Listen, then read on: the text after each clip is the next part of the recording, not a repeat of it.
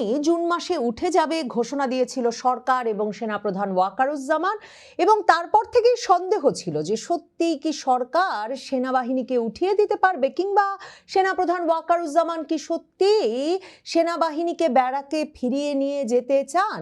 এসবের মধ্যেই 22শে জুন এসে নির্বাচিত সরকার, তারেক রহমান সরকার, তার সরকারের 4 মাস পেরোনোর মাথায় আবারও ম্যাজিস্ট্রেসি পাওয়ার দিয়ে সেনাবাহিনী মোতায়েন করলো 6টি জায়গায়। অন্তত ঢাকা মেট্রোপলিটন সহ যে 6টি জায়গায় সেনা মোতায়েন করা হয়েছে, সেই ঘোষণা দেওয়ার সময় স্বরাষ্ট্রমন্ত্রী সালাউদ্দিন আহমেদ বললেন যে 15 তারিখে নাকি সেনাবাহিনীর সকল সদস্যরা ব্যারাকে ফিরে গিয়েছিল। মানে কি নাটকীয় ঘটনা বলুন!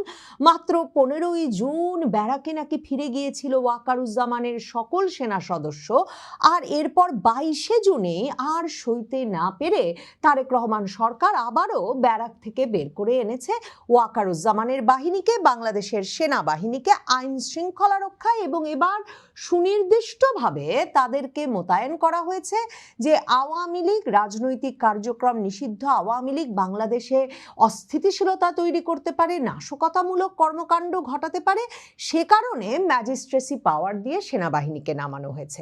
বাংলাদেশের সেনাবাহিনীর শুধুমাত্র গত 20 বছরের ইতিহাসটা যদি আপনি একটু খতিয়ে দেখেন বা পেছন ফিরে দেখেন, তাহলে আপনি নিশ্চিতভাবেই স্বীকার করবেন যে সরকারের সাধ্য নাই যে তারা সেনাবাহিনীকে মোতায়েন করবে এবং সেনাবাহিনী ঠিক মানে সরকারের চাওয়া মতো সরকারের নিয়ন্ত্রণাধীন থেকে টু সিভিল পাওয়ার কাজ করবে, সেটার আসলে সাধ্য বাংলাদেশের সরকারগুলোর নাই।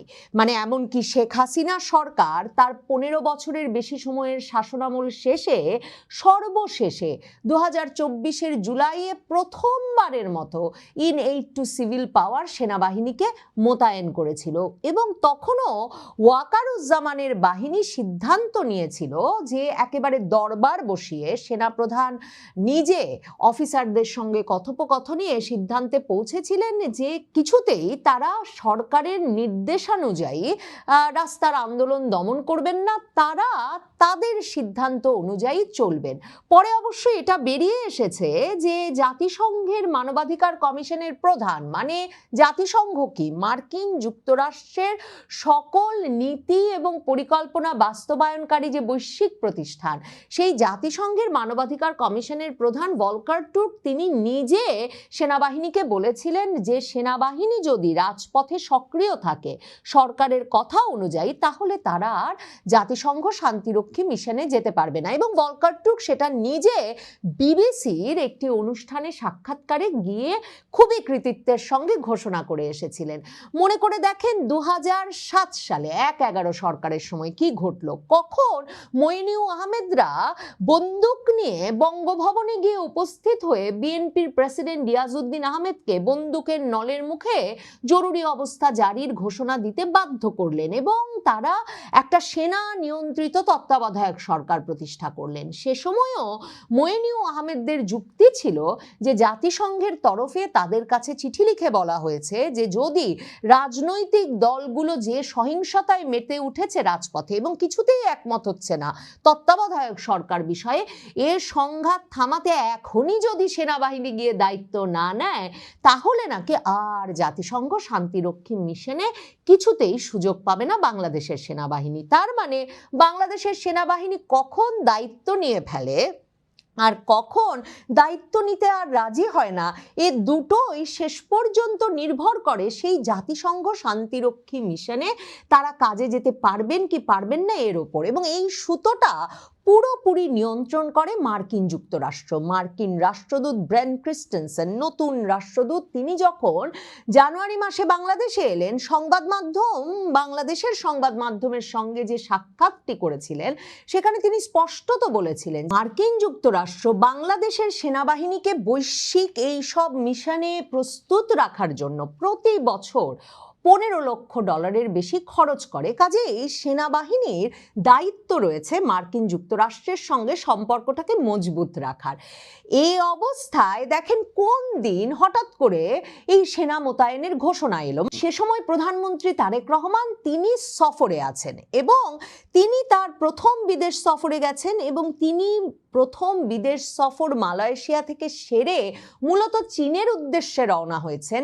এই বিষয়টিকে মাথায় রেখে তার চীন সফরের আগের দিন কিন্তু এই ব্রেন্ট ক্রিস্টেনসেন মার্কিন রাষ্ট্রদূত পররাষ্ট্র মন্ত্রণালয়ে ছুটির দিনে গিয়ে পররাষ্ট্রমন্ত্রীর সঙ্গে সাক্ষাৎ করে বেরিয়ে এসে সাংবাদিকদেরকে বলেছিলেন মার্কিন যুক্তরাষ্ট্রের ওপর ভরসা করলে পস্তাতে হবে না। তার মানে চীনে যে যাচ্ছেন তারেক রহমান সেটাকে একটা সরাসরি ভাবে মার্কিন যুক্তরাষ্ট্রের প্রতি তাদের নির্ভরতা, ভরসা, সমর্থনের ব্যত্যয় হিসেবে ধরে নিয়ে মার্কিন রাষ্ট্রদূত স্পষ্ট বার্তা দিয়ে এসেছিলেন যে মার্কিন যুক্তরাষ্ট্রের ওপর এই ভরসা কমিয়ে চীনের সঙ্গে যে মাখামাখি করতে যাচ্ছে তারেক রহমান সরকার, এর ফলে তারেক রহমান সরকারকে পস্তাতে হবে। এই সফরটা শুরু হলো। আর 23শে জুন যে আওয়ামী লীগের প্রতিষ্ঠা বার্ষিকী, 23শে জুন প্রতিষ্ঠা বার্ষিকীর দিনে আওয়ামী লীগ সারা বাংলাদেশে ঝটিকা মিছিল করতে পারে, নানাভাবে তাদের উপস্থিতি জানান দিতে পারে। কি ঘটে গেল হঠাৎ 22শে জুন, মানে তারেক রহমান যেই সময়টায় চীনে রওনা হয়েছেন, যে তখন স্বরাষ্ট্রমন্ত্রীকে শুকনো মুখে ঘোষণা দিতে হলো যে সেনাবাহিনী আবার মাঠে নেমে আসবে। ওয়াকারুজ্জামান তিনি কি সত্যিই ব্যারাকে থাকতে চান? তাকে অবসরে যেতে হবে 2026 সালের জুন মাসে। যেসব অসাংবিধানিক কাজে তিনি যুক্ত হয়েছেন কিংবা যাকে যাকে তিনি গত 2024-এর জুলাই আগস্টের পর থেকে অসন্তুষ্ট করেছেন, তাতে ওয়াকারুজ্জামান পরিষ্কারভাবে জানেন যে তার জন্য অবসরে যাওয়ার পর বাংলাদেশে মামলা মোকদ্দমা বিচারের মুখোমুখি না হয়ে, অন্তত সেসব মামলা মোকদ্দমা বিচারের যে কোনো সময় মুখোমুখি হতে পারেন, এই হুমকির সম্মুখীন না হয়ে এ দেশে বসবাস সম্ভব নয়। আর ওইদিকে মার্কিন যুক্তরাষ্ট্রের কথায় ক্ষমতা নিয়েছিলেন যেই মইনুল আহমেদ, সেই মইনুল আহমেদ ঠিক যেভাবে একরকমের নির্বাসিত জীবন কাটিয়ে দিলেন বাকি জীবনটা যুক্তরাষ্ট্রের নিরিবিলিতে, সেটাকেও খুব আকর্ষণীয় মনে করার এই বাংলাদেশে মহাপরাক্রমশালী হয়ে ওঠা এবং 2 বছর ধরে প্রায় বাংলাদেশের ক্ষমতার কেন্দ্রে থাকা ওয়াকারুজ্জামানের মনে হওয়ার কোনো কারণ নাই। তাহলে ওয়াকারুজ্জামানকে 2026-এর জুনের আগে নিজেরও একটা ব্যবস্থা করতে হবে।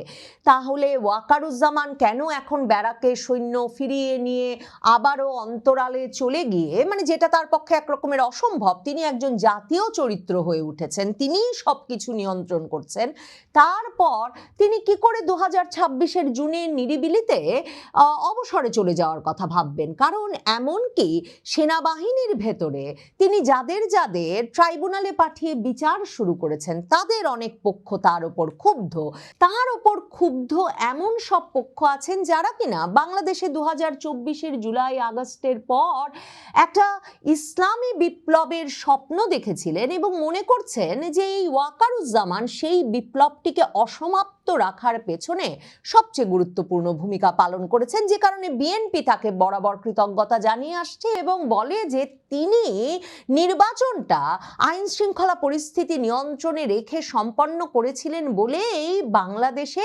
জামায়াতে ইসলামী নয় বরং মধ্যপন্থী বিএনপি ক্ষমতায় আসতে চেয়েছে। কিন্তু পুরো 2024-এর জুলাই আগস্টের যেই ঘটনা, সে ঘটনার সমাপ্তি কি এই নির্বাচনের মাধ্যমে হয়? 2011 সালে আরব বসন্তের পর দেশে কিন্তু বিপ্লবের পর প্রথম যে নির্বাচনটি হয়েছে, সেই নির্বাচিত সরকার মার্কিন যুক্তরাষ্ট্রের অসমর্থনের মুখে বা বিরোধিতার মুখে বা অপছন্দের মুখে ক্ষমতায় টিকতে পারেনি। শেষ পর্যন্ত ক্ষমতায় এসে বসেছে সাধারণভাবে মার্কিন যুক্তরাষ্ট্রের পছন্দের কোনো সরকার কিংবা বিশেষভাবে সেনা নিয়ন্ত্রিত মার্কিন যুক্তরাষ্ট্রের পছন্দের একটা ফর্মুলার সরকার। ওয়াকারুজ্জামান 1-11 সরকারের ফর্মুলায় নয়, কিন্তু যদি আসিম মুনিরের ফর্মুলায়, পাকিস্তানের আসিম মুনিরের ফর্মুলায় ক্ষমতার কেন্দ্রে চলে আসতে পারেন এবং তারপর ভাগাভাগি করে একটা সরকার গঠন করে দেন, কারণ জামায়াতে ইসলামী এনসিপি তার ওপর এখন রাগ যে ক্ষমতার পুরোটাই তিনি এমন একটা নির্বাচন করেছেন তার ফলে বলে বিএনপি একাই ভোগ করছে। কিন্তু যদি তিনি এমন একটা সরকার, যে রাজনৈতিক পরিস্থিতি এত অস্থিতিশীল, যে কোনো সময় আওয়ামী লীগ ফিরে আসবে, আওয়ামী লীগ এলে বাংলাদেশে এই বিএনপি, এই জামায়াতে ইসলামী, এনসিপি, বৈষম্য বিরোধী আন্দোলন কেউ থাকতে পারবে না, এই ভয় যত প্রগাঢ় হবে, তত ওয়াকারুজ্জামানের পক্ষে তার একটা সেনা শাসন বা একটা সামরিক বাহিনী নিয়ন্ত্রিত সরকার গঠনের পথ পরিষ্কার হবে। তবে ওয়াকারুজ্জামান অনেকবার আমাদের বলেছেন তিনি ক্ষমতা নিতে চান না, তিনি নির্লোভ, তার ক্ষমতার কেন্দ্রে বসার কোনো ইচ্ছা নাই। কিন্তু আসিম মুনিরও তো ক্ষমতায় বসেন নাই। আসিম মুনির পাকিস্তানে ফিল্ড মার্শাল বনে গেছেন এবং আসিম মুনির একই সঙ্গে সেনাবাহিনী, নৌবাহিনী, বিমান বাহিনী, পুরো সশস্ত্র বাহিনীর সর্বাধিনায়ক হয়ে এই ফিল্ড মার্শাল বনে গেছেন। শুধু তাই নয়, তিনি এমন আইন করেছেন যে পাকিস্তানের ইতিহাসে কখনো আর কোনোদিন আসিম মুনিরের কোনো সিদ্ধান্তকে বিচারের মুখোমুখি বা আইনি প্রক্রিয়ার মুখোমুখি করা যাবে না।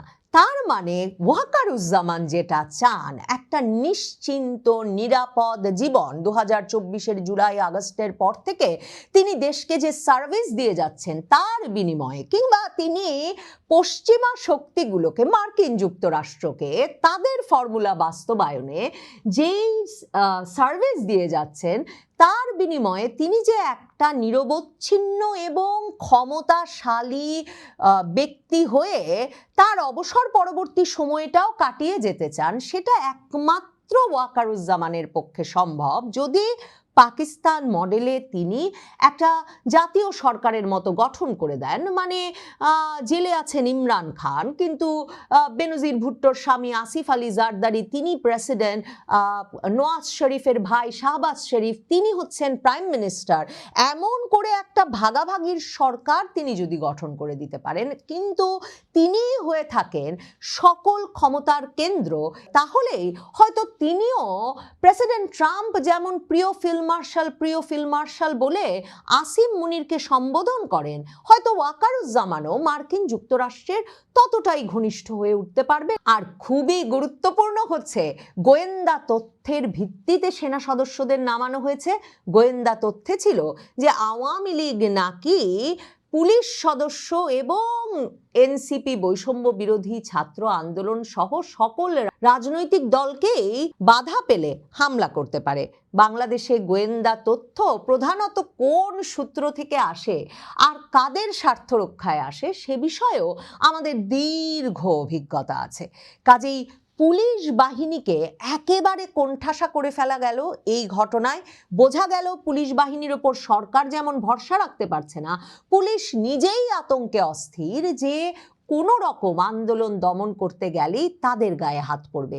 এমনকি সেনাবাহিনীকে চাইছে জামায়াতে ইসলামী, এনসিপি, বৈষম্য বিরোধী ছাত্র আন্দোলনের মতো দলগুলো ওই গোয়েন্দা তথ্যের ভিত্তিতে তাদের সুরক্ষায়, কারণ তাদেরও ভয় দেখানো হয়েছে যে না হলেই নাকি আওয়ামী লীগ তাদেরও মারবে। এই গোয়েন্দা তথ্য এবং তার ফলে যে পরিস্থিতি তৈরি হলো, তাতে ওয়াকারুজ্জামান, সেনাপ্রধান এবং সেনাবাহিনী দুটোই আবারও অবশ্য প্রয়োজনীয় হয়ে উঠল